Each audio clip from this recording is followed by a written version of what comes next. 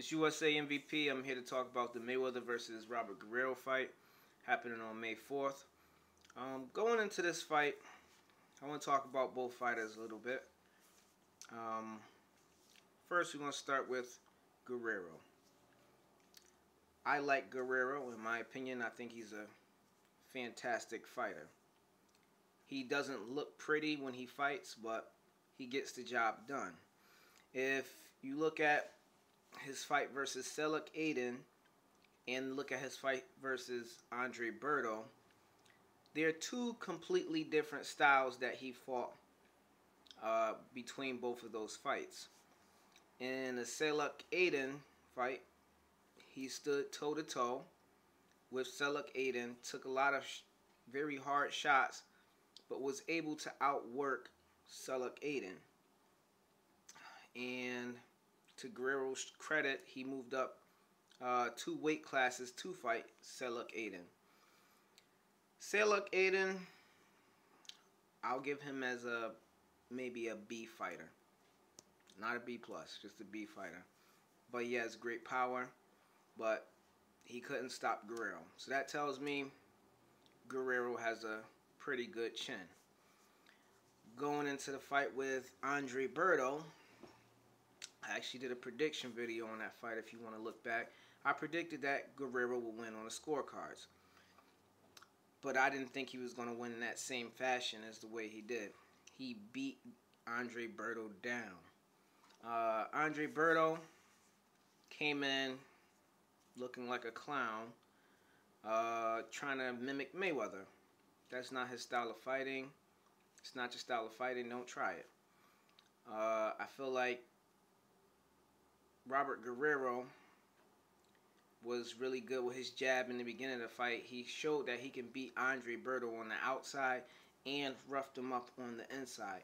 So he can fight on the inside and outside, and he throws a hell of a lot of punches, and he can outwork you on the scorecards.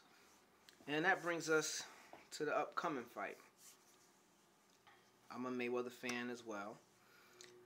I believe that if Mayweather stays on the ropes like he did with Miguel Cotto, it's going to be a very long night for him. Talking about the fight with Miguel Cotto, I personally don't think Mayweather's that great at 154 pounds. He wins the fight, but he does not win them he doesn't win them like he wins in 147. You look at the fight with Oscar De La Hoya. To me personally, it was a very close fight in which some might say Mayweather actually lost, even though I think Mayweather won. Some might say he actually lost. And you look at the fight with Miguel Cotto. Miguel Cotto roughed him up a lot, bloodied his nose. You don't really see Mayweather taking too much punishment in most of his fights. At 154, I feel like he, didn't have his legs with him. He didn't run around the ring. I don't know if that's what he intended to do, or is it that his legs are going. That's the up in the air question with Floyd Mayweather. Is his legs going? Can he still run around the ring like he did Carlos Baldomir, how he did Ricky Hatton? We don't know. We don't know if he's coming forward to be fan friendly, or is this just because of his age? With the Robert Guerrero fight versus Floyd Mayweather, I believe that if Mayweather still does have his legs, he will easily outpoint Robert Guerrero. But if he fights coming forward against the ropes,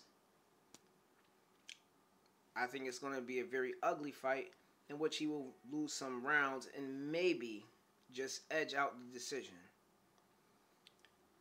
Some fans might say, Robert Guerrero's an easy fight, but I don't think he's an easy fight at all. I think he earned his way there. It's not like Saul Alvarez or somebody calling Mayweather out when he hasn't fought anybody in the top 5 or maybe even the top 10 in his division. Robert Guerrero moved up in weight, fought a champion, and then fought Andre Berto, which was a top contender. Let me know what you think. I think Mayweather wins it by decision, but it's going to be a very close decision. Post your comments on my page.